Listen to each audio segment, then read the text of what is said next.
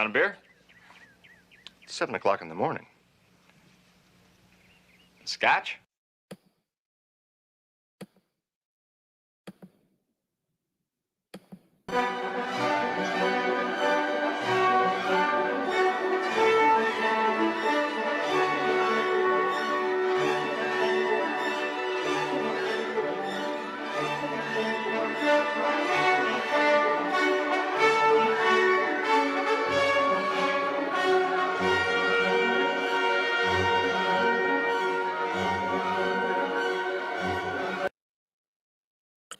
Well, welcome in everyone to another Johnny Torch live broadcast. Yes, here we are once again, having at it, so to speak. Good morning, if it is morning, wherever you are. Good evening, good afternoon, good middle of the night, wherever you are, no matter who, what, or where you be. You are welcomed here on the Johnny Torch live program. Yeah, we're doing another live program today. Unfortunately, not a Torch News Roundup. There really isn't a lot of news. We'll talk a little bit about some of the stuff that's making its way through the woodwork, so to speak, but not really enough to do a full show on. We've got some interesting things to talk about, nevertheless. And I want to welcome you into the show. Did you like the did you like the opener there? I thought that was kind of interesting. So we want to do some offbeat things, some fun things for you every once in a while, and hopefully we don't get flagged. First off, we're going to say hello and thank you to a couple of our show regulars. Let's see. Some comments from last week's episode. Marcuse DeVoice, I believe is how you pronounce her moniker. Some very flattering things she had to say in the comment section. I should join entertainment and become a director. Very flattering. I hope to do so in some manner.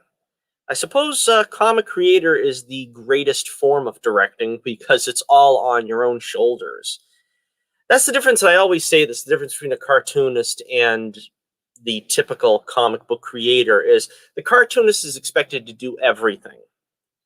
A lot of comic book creators delegate the responsibilities to a number of different people, and that's fine. I'm not really questioning that decision.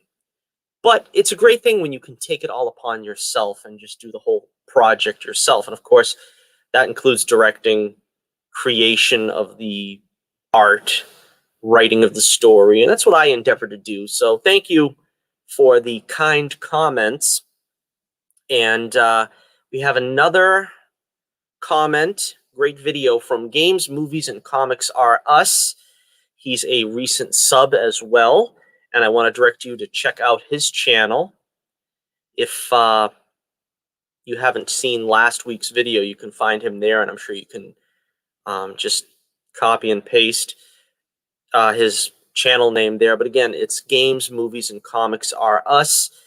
He had some problems with his last channel that his YouTube channel went down, so unfortunately he had to start over, I believe, with another channel. So you could use all the subs he can get. And I want to thank everyone who has subbed. We are now sitting at 194 subs. We were at 192. Then it jumped up to 195. Now it's down to 194 again. So I'm not sure exactly what's going on.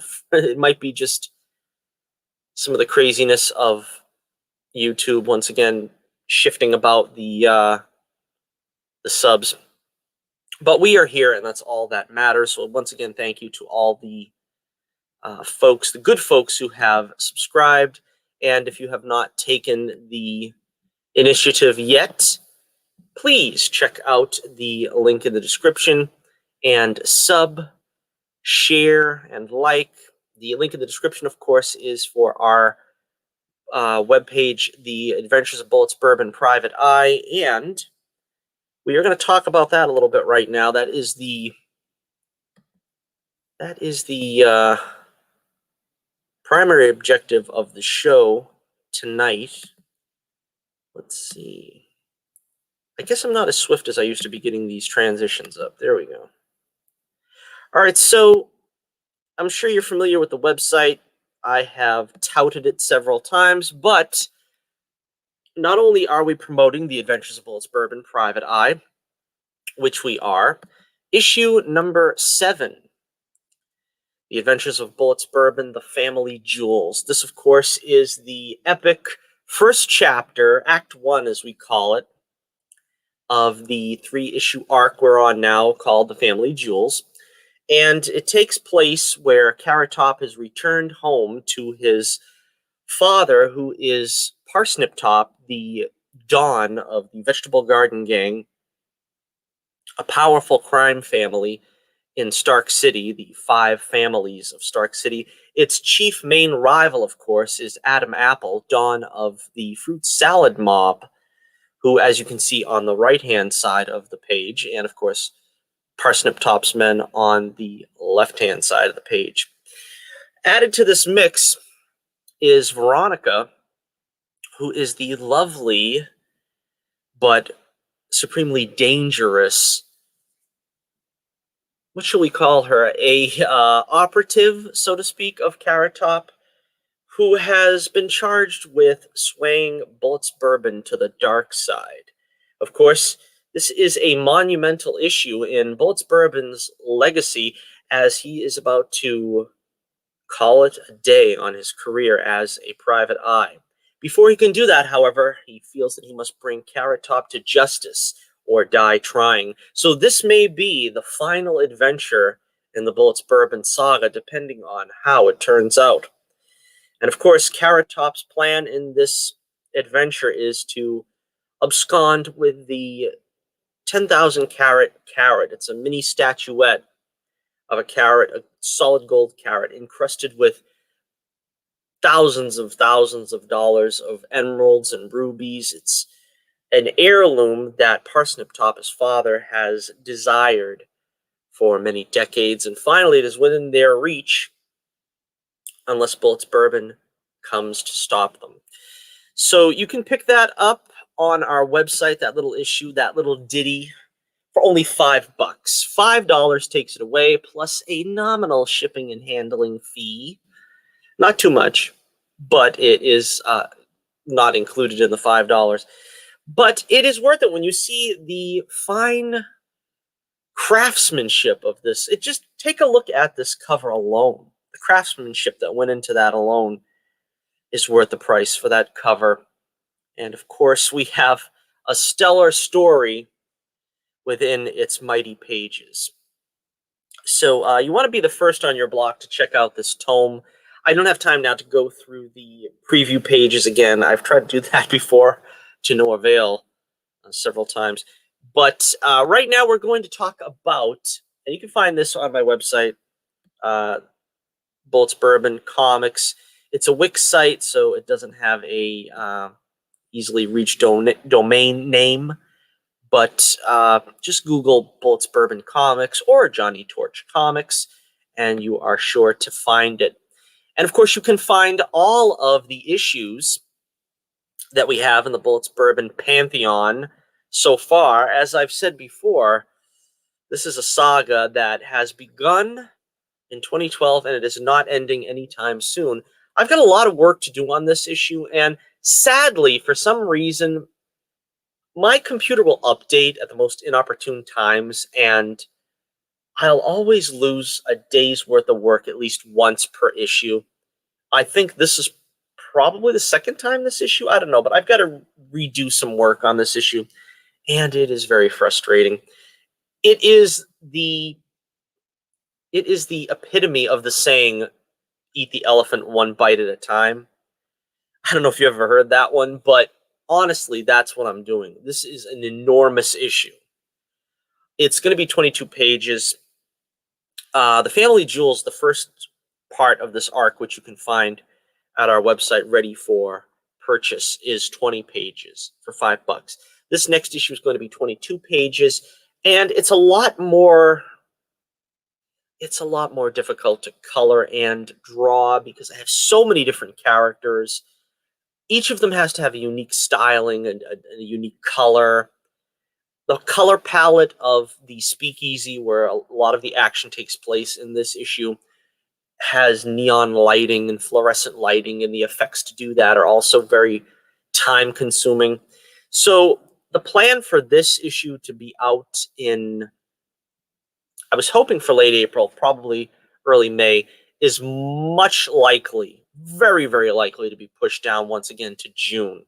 I'm hoping it'll be done by at least June, so it'll be ready for July. But again, it's going to depend on exactly how much time I can devote to getting this issue out. But again, check out our website here. We've got Bullets Bourbon #1, the Bullets Bourbon Chronicles, we call them. These are the remasters of the original issues in trade form. Issue #1, it's always something, a 32-page issue where Bullets Bourbon is introduced to his arch nemesis, Carrot Top. 32 pages for only $7. The next issue, or the next collection here, #2 of the Bullets Bourbon Chronicles, Bullets Bourbon Knock on Wood, which is 40 pages, where an unsuspecting populace is introduced to Pencil Neck, another of my favorite villains. That one is 40 pages for only $8. Then, of course, we have the big granddaddy of them all, Bullets Bourbon #3, When the Night Comes. This is the fabulous team-up issue between Carrot Top and Pencil Neck as they attempt to take over not only the city, not only the state, not only the country, but the whole world is at stake from these two nefarious individuals. And only Bullets Bourbon, who is pressed into service as a secret agent, is there to stand in their way. So check out the Adventures of Bullets Bourbon Private Eye. Please feel free to peruse.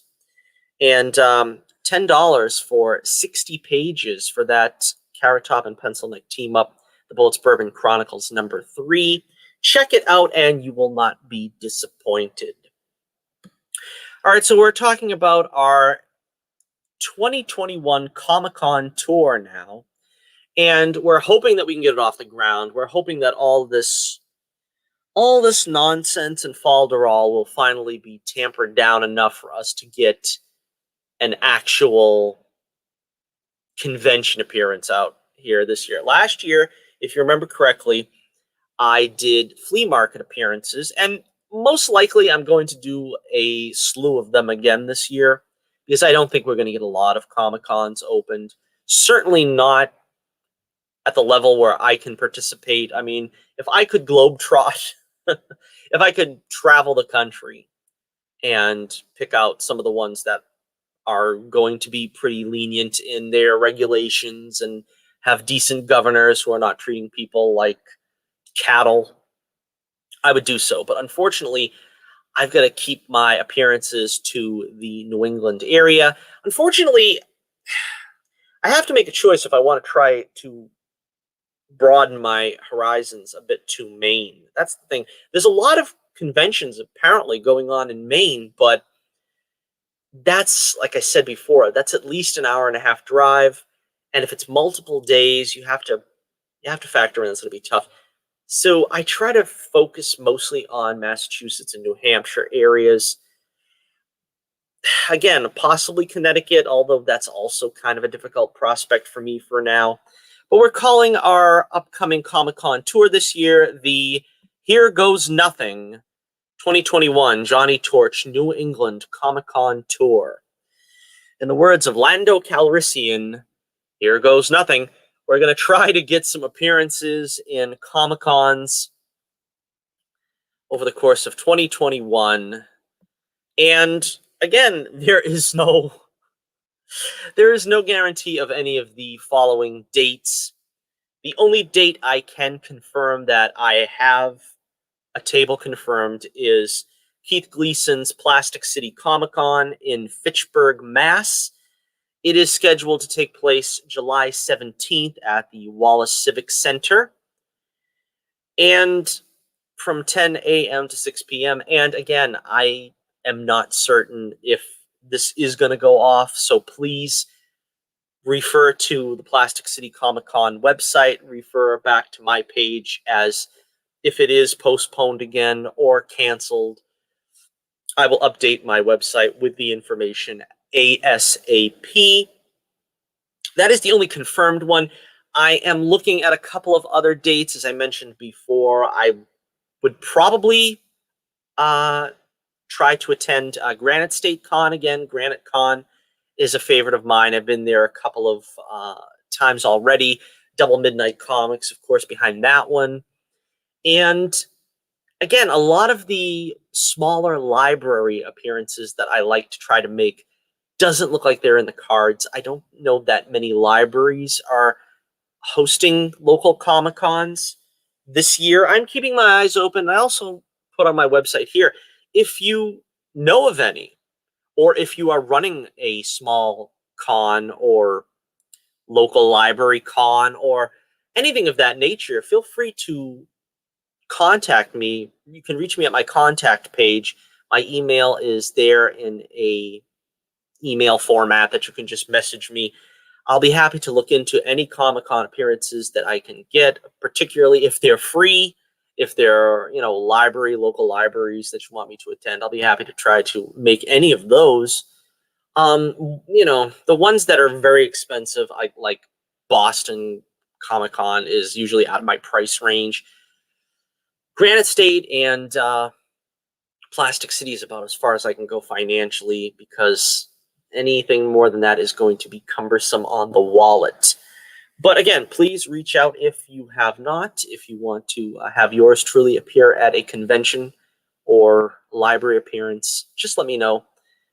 And again, not much info yet on any cons that I have. Another one that I am looking into that I am not sure if it's going to go off either. I don't have the details in front of me right now. Of course, Granite State Con, I think that's always scheduled for mid-September, so you'd be looking at some time before we get some information there on, when appearances are being announced.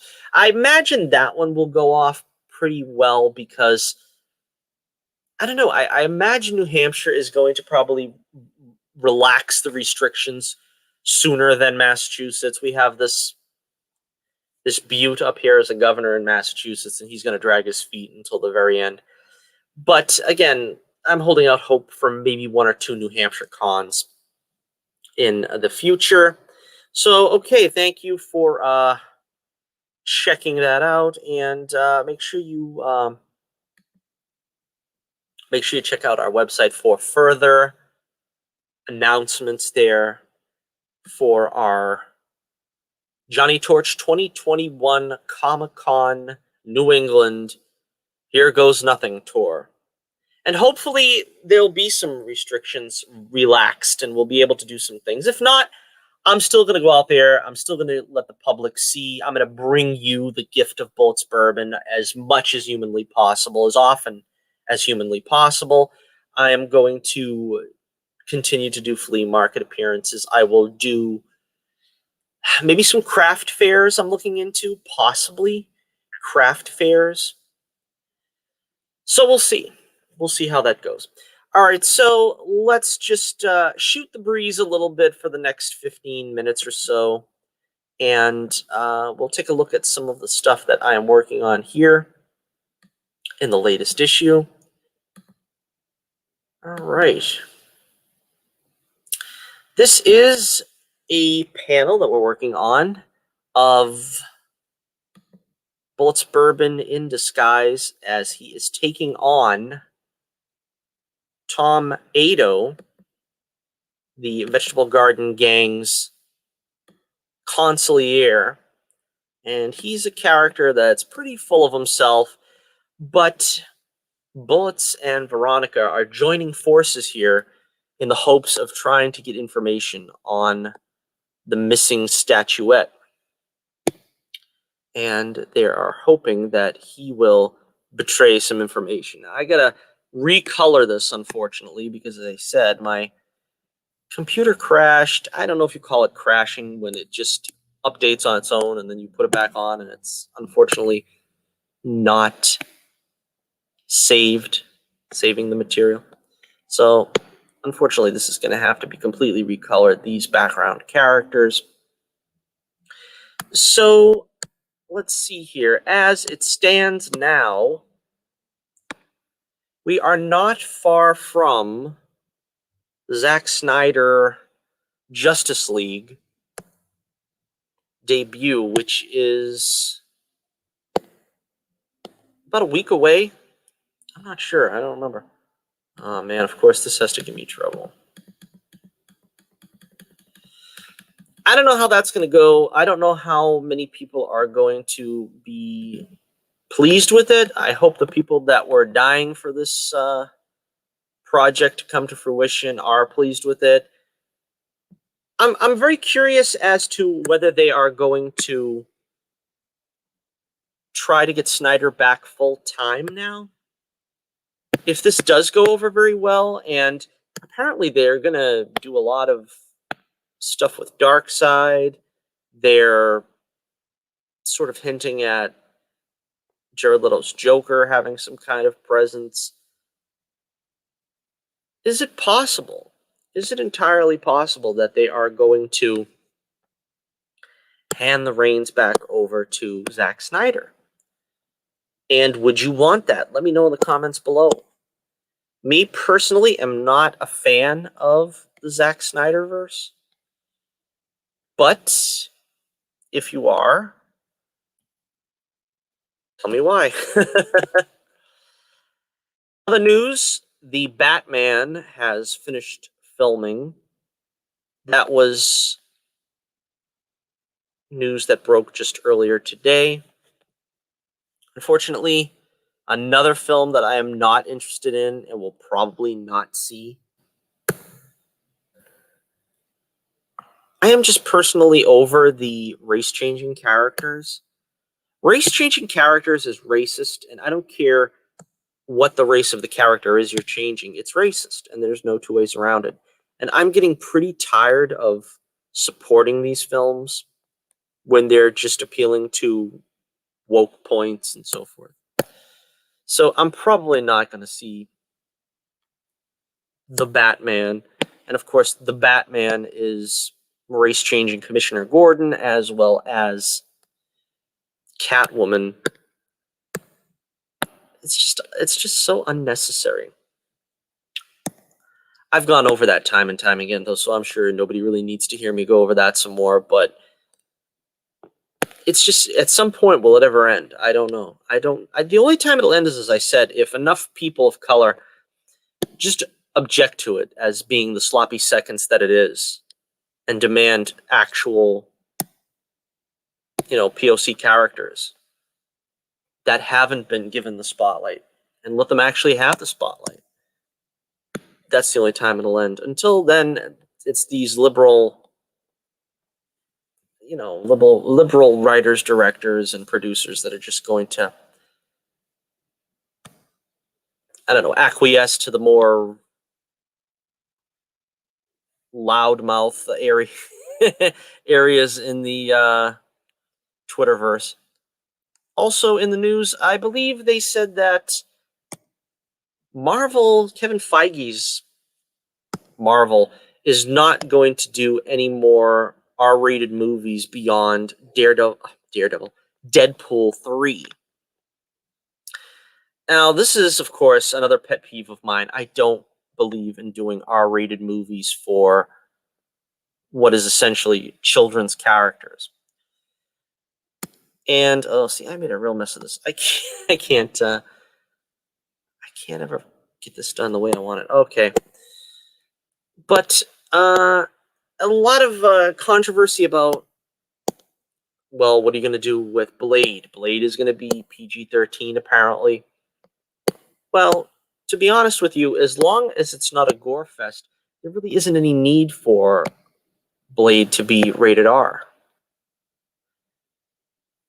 I mean, they had Blade in Spider-Man, the animated series, and he was still a pretty powerful character there, and they still got his story out, and he was trying to find his mother and everything. And they managed to do all that in a children's TV show. So to suggest that they can't do something in a PG-13 rated movie, this is another place where I say, if you're being authentic, and you're saying, well, there isn't enough black superheroes, people of color superheroes, whatever. Don't you want kids to be able to see and identify with superheroes that are black by not making them R-rated, by not making Blade R-rated? It only stands to reason, right? Am I correct? I think so. So when you're going to forbid, black kids, boys, I guess mostly, from identifying with Blade, and you have him in an R-rated movie, you're basically cutting off your nose to spite your face. You're not being true to the mission statement. That's the reason why you're supposedly race-changing characters. I'm old enough to remember when race-changing characters, this was like at the turn of the century, the early 2000s, it was basically considered, well, the best person for the job should get the role. But they're not even using that pretense anymore. They're basically coming out and saying, look, we need diversity in these films, so we're going to just cast whoever we want in these roles regardless. We're not even going to use the pretense. So there you have that. All these characters need to be colored individually. Oh, man. Well, he's already colored over there. Okay. Yeah, I am dead set on getting folks in the know about the Bullets Bourbon universe. This is, unfortunately, a series that is not getting any attention from anyone anywhere, and I don't understand why. I honestly try to help. Oh, that's a good point. I think I said last week. I didn't even remember this because I really didn't. I didn't really plan for this well. But I said anybody that wanted to join the show this week could join the show and talk about their books. I guess that offer's still open, though I didn't promote it, which I guess I'd have to do for about a week. I never thought about it again. But honestly, this is the best kept secret in indie comics. I don't understand why. It's like people that are in the know just don't pay any attention to it, and I don't understand it yet. Nobody has taken that chance on it that they should. And even when I get compliments on it and so on and so forth, there really isn't any word of mouth pushing it along. So, as I said, I'm trying to get the word out there a little more, if possible. Like I said, I'd like to appear on some shows, doing some guest appearances.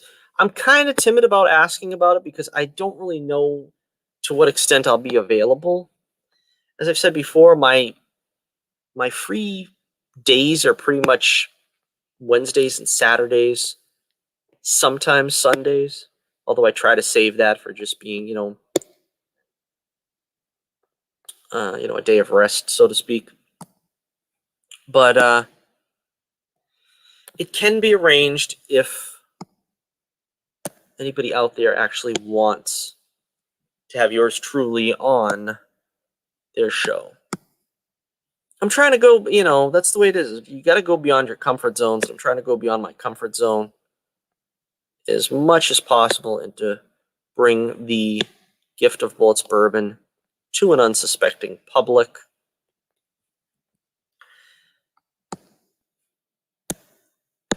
Part of the problem is there's like a lot of drama, and the only way you can like get your name out there is like by associating with drama, and I don't ever really want to do that.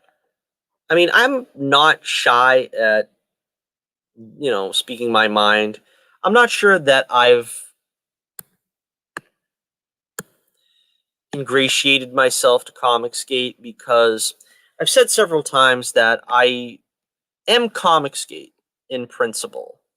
I'm very much Comicsgate in principle because I was Comicsgate before Comicsgate was really a thing. Before it was solid, I had these ideals for my comics.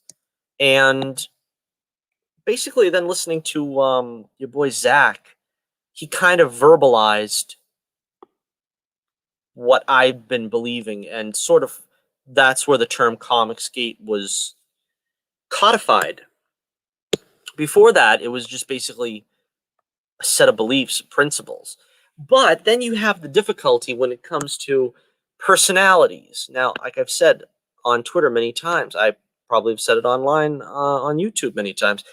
I'm not particularly a fan of the way Ethan Van Sciver has handled Comicsgate as sort of his, as sort of being the chairman, CEO of it, so to speak.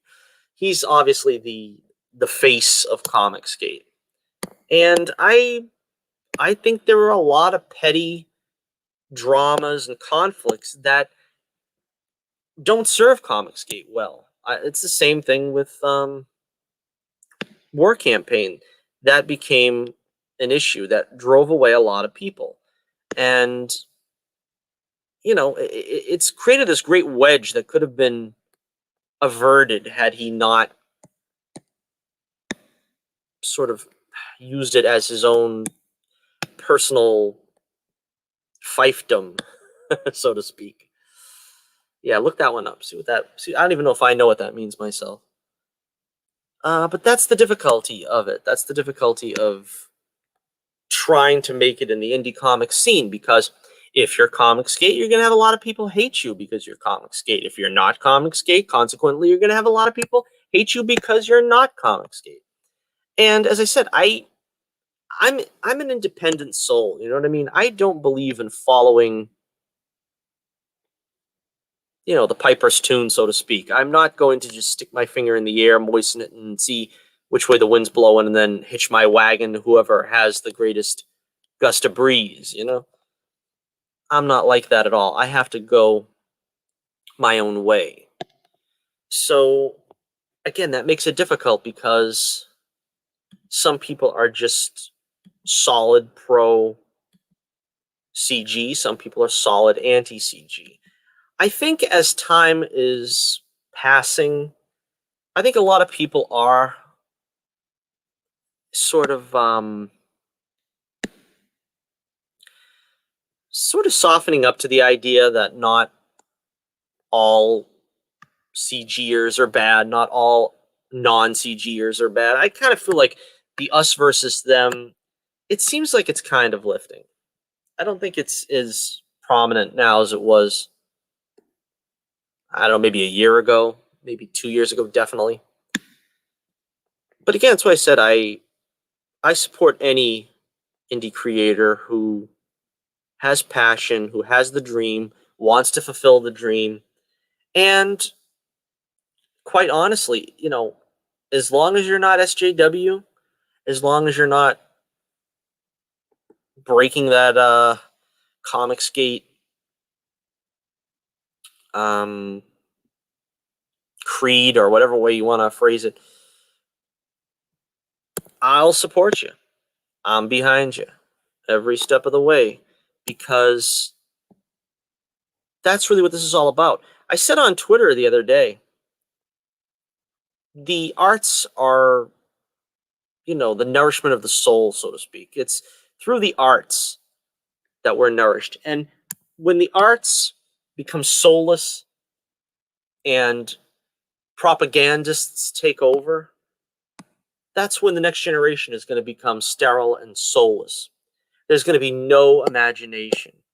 There's going to be no, because we have to run all of our beloved franchises through the SJW cleanser. And so Star Wars has to appeal to women more. We have to force diversity in every superhero show or whatever. And so we're race-changing characters. And it's just, nothing is allowed to be what it's supposed to be anymore. You can hear, just on that basis alone, what they're doing. They're trying to cancel Pepe Le Pew, Speedy Gonzalez. I mean, do people really think that's normal behavior? Trying to cancel a cartoon character for the humor it had? I mean, did anybody really take that seriously? I mean, it was a fun cartoon. Why are you trying to mess it up? But that's just the way things are now. And that's why I said, Comicsgate, the ideal was always to combat that. And that's what I treat it as. I just treat it as using, it's not even using my art, but it's just making sure that my art is not going to conform to those kind of SJW ideals. And again, so if that makes me Comicsgate, yeah, then I am. But like I said, I just don't associate myself with other personalities in the movement. I mean, honestly, I'll follow whoever follows me as well. I mean, if you're CG and support me, then I'm happy to support you. If you're anti-CG and support me, I'll be happy to support you. I don't really feel the need to provide a litmus test to my supporters and my followers. I think that's important, and that is kind of also a, part of it is loyalty. You know what I mean? I don't believe in throwing folks under the bus, and it seems like that's happened all too often on both sides of the aisle. It seems like there's always some controversy.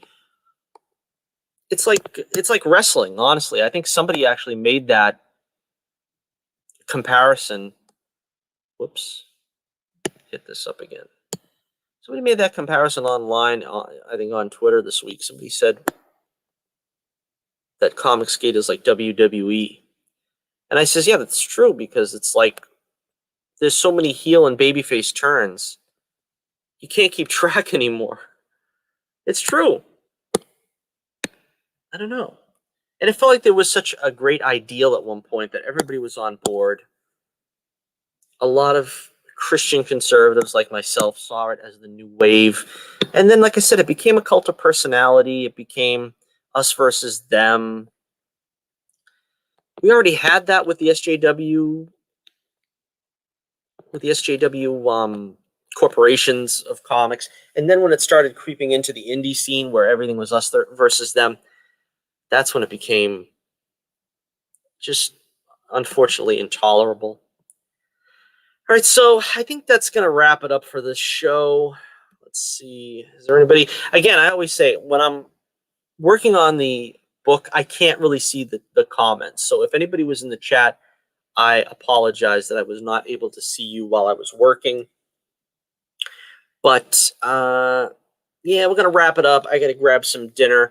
Another thing I wanted to talk about, I don't know. I haven't seen... I usually do a Batwoman review. The last couple of weeks I've been doing them. And I get a couple of views on them, so I kind of feel like maybe I should keep doing them, because it only takes me like 5 minutes to do a review of that show. And I get a couple of views, and, with all the content that I'm trying to put out for the show, because I'm getting more and more subs at a record pace. And I'm really hoping to hit 200 soon. I haven't done it this week. I might make up for it next week by doing 2 in 1. I don't even know if they showed it. I used to do a show where I used to talk about all the CW shows. It was called This Week in Superhero Television. I didn't do it because I stopped doing it because there were too many shows. I was getting too far behind, and I don't think too many people were really that interested in it. It didn't pull in great numbers. But since I got nothing to talk about here, I guess I could mention that Superman and Lois this week, I don't know. I described it as it's the best quality show that is a chore to sit through, because it's very well done. I can't complain. Some of the action scenes are a lot of fun. In this case, this week we had Superman beating up some really big dude. I don't really know what the story was behind that. It kind of escaped me, to be quite honest. But why is this working again? Oh, that's right. I gotta press that one first. But again, the problem with the show is that it's basically focused on the Smallville kids, Lana's daughter and Clark and Lois's kids. And that's tough to focus 80% of your show on, when you got a 50-minute show, having 80% of it be about them. That's essentially what it is, and that's probably what's going to continue to be. But I have a feeling what they're going to do is, right now, this is the show's, first season. What's probably going to happen is they're going to do what they did with Smallville, do what they did with Arrow, and they're going to ease themselves into this, because what they wanted this to be and what the show ultimately will be is probably two different things. I think they wanted this to be a family drama with like maybe 10 minutes of Superman heroics. Eventually, what's going to happen is they're going to realize that people are not tuning in to see the kids play football and have girlfriend troubles or whatever. They want to see Superman. Eventually, they'll put in Brainiac, Zod, and all the classic villains, and they'll play more to the superheroing aspect. They'll probably give Jonathan powers too. They'll develop Jordan's powers significantly, so he's not just somewhat stronger. And that's when it's probably going to be worth watching. I think right about now, we're still in that early mission statement area. That's what happened with Arrow. Remember, we're going to be serious about this. We're not going to, have costumes and masks and stuff. That was a big thing, getting the mask and saying goodbye to the grease paint mask and having code names and monikers. We had to ease ourselves into that with Arrow, and I didn't understand why at the time either, because it's like, this is the genre. Put both feet in and just start swimming. They don't want to do that. And it's the same thing with Smallville. No tights, no flights. And then basically, it was only because Welling didn't want to play Superman that they would have gone there if it was up to them, I'm pretty sure. But Welling just kept dragging his feet, and they managed to show the entire history of Superman before he ever put on the costume, which is another reason why that show never worked for me. As for The Flash, I feel that's quite the opposite. The Flash was really good this week. I really enjoyed it. Spoilers, of course. The Welleses are all gone now, apparently, and that was a surprise. I was shocked by that. But a lot of superhero goodness they packed into that one episode. There was the Vulcan Barry, the logic-minded Barry, which was a lot of fun to see what that had done to him, that storyline. And, of course, Cisco and Frost are back. Caitlin's back. Frost taking on the Flash. It was a lot of fun. It was a lot of fun to be had. And I think that's what, when the Flash is at its best, that's what we tune in to see. It's helped a lot that Iris isn't, well, she's heavily involved, but she's got her own storyline. And so that keeps her out of the way for the most part. Because the problem with Iris is they gave her the same problem as they gave Felicity, which is the show hinges around her as much as anyone else. And again, that's to appeal to SJWs as well as to the star herself. But yeah, quite honestly, that was a real fun episode. And so I'm hoping that The Flash continues to be this good this year. It's certainly been pretty fun so far. All right, so again, we're going to take our leave here of this. And we will see you back next week, hopefully at our regularly scheduled time, God willing, on the only way to spend your Saturday here with us on the Johnny Torch program, Johnny Torch live show. And again, we will try to update you as much as possible about future appearances. So stay tuned and check out the link in the description below for our website where you can find out where, when, and how we'll be. And you can check out the Adventures of Bullets Bourbon Private Eye, the all-ages action-adventure extravaganza. The Bullets Bourbon saga is there awaiting you with thrills and humor and some drama, some action. It's a little bit of everything. And that's quite the way I like it. That's the way I intend it to be. So until next we meet, this is Johnny Torch reminding you once again, keep the flame burning brightly, and I'll be with you again real soon.